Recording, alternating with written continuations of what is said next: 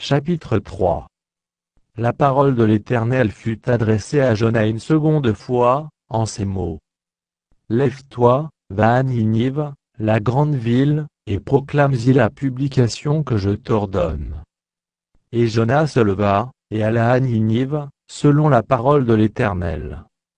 Or Ninive était une très grande ville, de 3 jours de marche. Jonas fit d'abord dans la ville une journée de marche, il criait et disait encore 40 jours, et Ninive est détruite. Les gens de Ninive crurent à Dieu, ils publièrent un jeûne, et se revêtirent de sacs, depuis les plus grands jusqu'aux plus petits.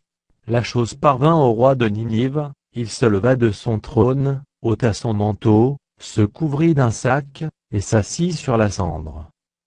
Et il fit faire dans Ninive cette publication, par ordre du roi et de ses grands, que les hommes et les bêtes, les bœufs et les brebis, ne goûtent rien, ne pèsent point, et ne boivent point d'eau. Que les hommes et les bêtes soient couverts de sacs, qu'ils crient à Dieu avec force, et qu'ils reviennent tous de leur mauvaise voie, et des actes de violence dont leurs mains sont coupables.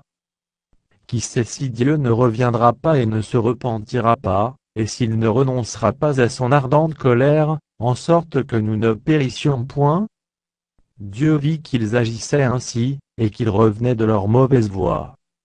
Alors Dieu se repentit du mal qu'il avait résolu de leur faire, et il ne le fit pas.